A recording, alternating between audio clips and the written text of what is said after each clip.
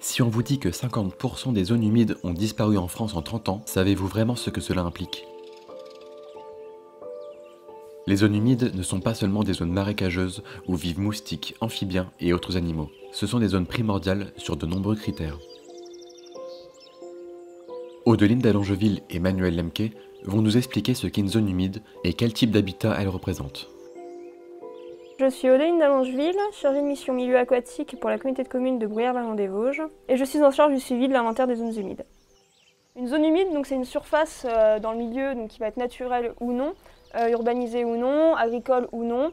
C'est une surface qui va être en eau une partie de l'année ou toute l'année. Donc elle peut être soit permanente, soit temporaire. Donc ça va être surtout une surface qui est caractérisée par sa végétation. On va y retrouver des plantes qui aiment l'eau, donc on parle de plantes hygrophiles. Cet ensemble de végétation va permettre de délimiter les zones dites humides. En absence de végétation, on peut aussi caractériser des zones humides grâce aux critères du sol. Donc ça peut être dû à la surface, donc à la topographie, ou également à ce qui se trouve à l'intérieur. Donc on va pouvoir voir un peu les caractéristiques du sol pour définir ou non si c'est une zone humide.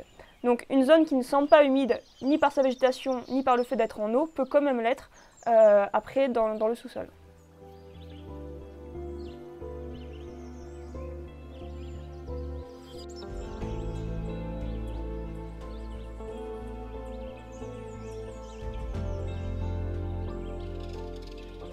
Alors bonjour, je m'appelle Manuel Lemke, je suis responsable du département des Vosges pour le Conservatoire d'espaces naturels de Lorraine. Alors il y a effectivement différents types de zones humides. Celle qu'on a derrière nous est une zone humide de type agricole, prairie et prairie humide, donc gérée par l'homme. Vous pouvez avoir des zones humides de type tourbière. On peut avoir aussi des forêts alluviales, donc c'est tout ce qui est les forêts de bordure de grands cours d'eau par exemple, où il y a des débordements, des inondations, etc. Et enfin vous avez les marais, les marais sont des zones plus ou moins artificialisées, qui peuvent ressembler à des prairies et qui sont également des zones humides. Les zones humides ont un rôle biologique. C'est une zone tampon entre le milieu aquatique et le milieu terrestre. On va donc avoir un important cortège d'espèces qui vont venir y habiter, soit une partie de leur cycle de vie, comme les libellules pendant la période larvaire et durant la période de reproduction, soit tout leur cycle de vie, comme les grenouilles. Elles ont également un rôle économique. Elles vont être la source de reproduction et de nurserie pour de nombreuses espèces, notamment les poissons. En effet, sans ces zones humides, beaucoup de poissons qui seront pêchés plus loin en cours d'eau ne pourraient pas se reproduire. Elles ont un intérêt hydrographique puisque les zones humides vont permettre de réduire le débit des cours d'eau en cas de forte pluie en absorbant et en faisant réservoir d'eau. Elles agissent comme une éponge qui va réduire le risque d'inondation. Elles jouent un rôle dans l'épuration de l'eau puisque certaines plantes présentes vont capter les polluants et les micropolluants permettant d'avoir une meilleure qualité de l'eau au sein du cours d'eau. Un dernier rôle et pas des moindres, elles permettent de limiter le réchauffement climatique car grâce aux végétaux, elles fonctionnent comme des pièges à carbone. Elle le garde en sous-sol, diminuant ainsi sa présence dans l'atmosphère.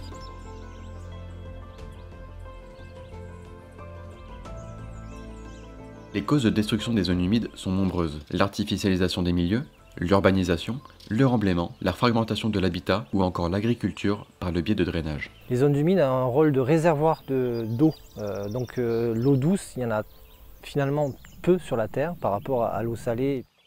Donc c'est déjà tous ces réservoirs-là qui vont disparaître. On va perdre en qualité des eaux aussi. Et ensuite, on va perdre énormément aussi en productivité agricole, productivité au niveau de la végétation, donc de la ressource alimentaire. Ne serait-ce que les rizières sont finalement des zones humides très artificialisées, mais ce sont des zones humides. Et le riz est quand même un aliment principal de l'humanité. Et d'autres céréales peuvent être liées aussi à la présence plus ou moins temporaire d'eau, le maïs, etc., etc. Donc il y a ça aussi. Et enfin, on va perdre au niveau biodiversité, mais alors là, de manière phénoménale. Et faire disparaître autant de biodiversité, c'est prendre un risque majeur pour l'humanité. Donc c'est vraiment pas quelque chose qu'il faut encourager ou laisser faire en tout cas. La première étape importante pour préserver les zones humides est de réaliser un inventaire. Nous avons suivi Mathieu Lanor, ingénieur agronome du bureau d'études chargé de l'inventaire des zones humides sur le territoire de la communauté de communes. Dans la loi française, une zone humide est définie par l'arrêté du 24 juin 2008 et son arrêté modificatif du 1er octobre 2009. Une zone humide se définit selon des critères de végétation et selon des critères de sol. les deux étant dépendants de la présence d'eau dans le sol. Concrètement, sur le terrain, pour délimiter cette zone humide, donc on va déjà se fier au contour de la végétation, puisqu'elle est l'expression réelle d'un engorgement du sol en eau. Et puis pour affiner les contours, on va donc sonder pour regarder dans quelle mesure l'eau va impacter l'humidité du sol. Donc on va commencer à regarder ce qui s'y passe. Je reconstitue en fait le carottage pour regarder un petit peu la façon dont le sol évolue en profondeur et notamment sous l'influence de l'eau. On voit des traces de rouille. Il se trouve que cette eau a une incidence au niveau de la physico-chimie du sol. Notamment, on a des bactéries qui ne peuvent plus utiliser d'oxygène puisqu'il n'y a plus d'oxygène dans le sol. Et du coup, pour leur métabolisme, elles vont utiliser des réactions d'oxydoréduction, notamment autour du fer.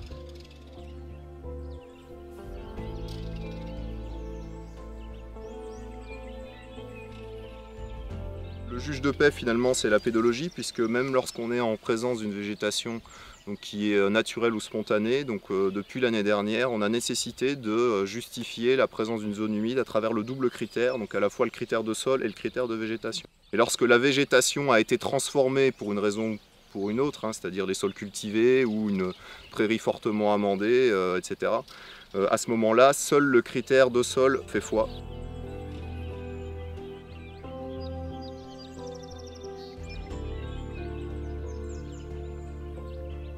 Constitue dans une paissière de fond de vallon, c'est-à-dire une plantation d'épicéas. Alors comme on peut le voir autour de nous, on a principalement ces beaux arbres, mais on n'a plus de végétation qui indiquerait la présence d'une zone humide. Donc on met en œuvre le critère de sol, donc l'expertise de sol à travers un sondage, et on voit tout de suite apparaître dès la surface ces traces de rouille, donc qui résultent de l'oxydation du sol sous la présence d'eau. Donc on est bel et bien sur une zone humide qui pour le coup est dégradée par la sylviculture.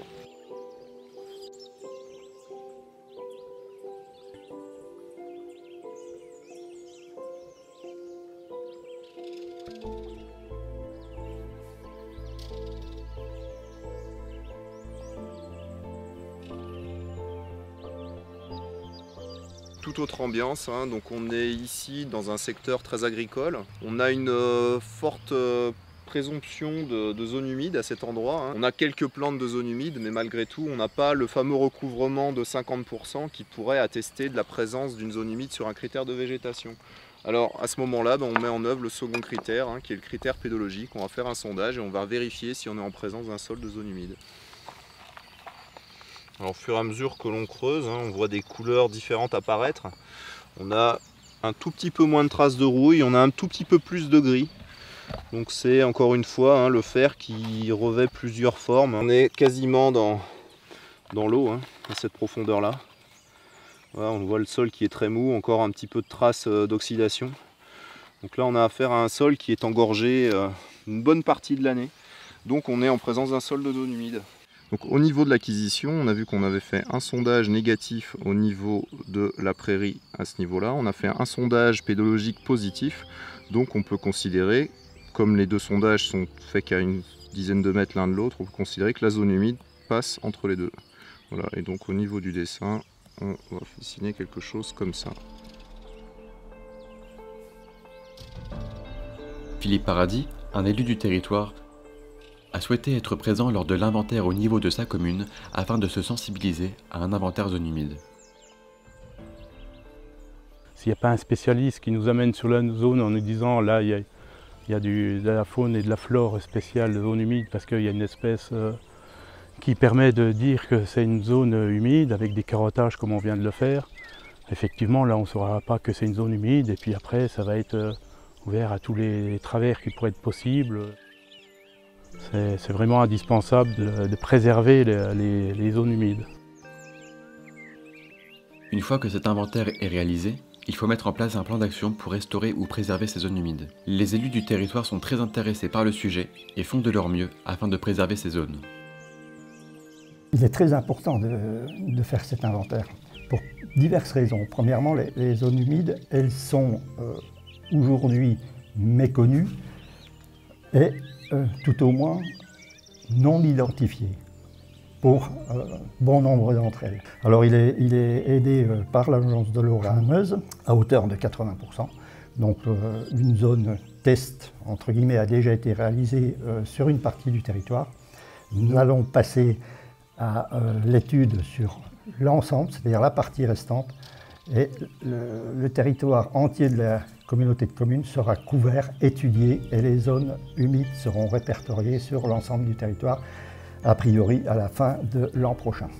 Tout ce travail va permettre aux collectivités de connaître précisément les contours des zones humides existantes sur son territoire.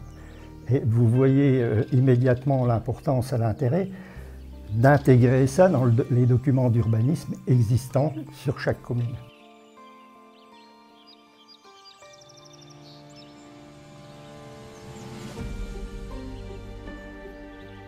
En fonction donc de ces carottes et de la végétation qui pousse, des plantes qu'ils ont trouvées, ils ont défini les zones humides et ensuite ça a été reporté sur le PLU avec ces marqués zones humides.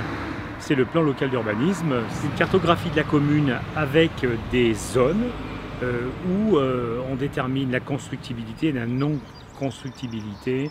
Il n'est pas question de construire sur les zones humides, il est question surtout de les préserver.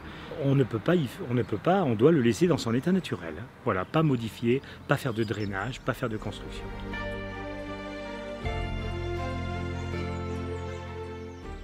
Protéger les zones humides, c'est aider la planète à se reconstruire et à lutter.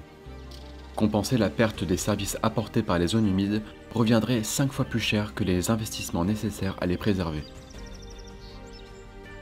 Participer à la préservation des zones humides est l'une des façons les plus simples et efficaces pour protéger l'environnement et par conséquent protéger notre avenir.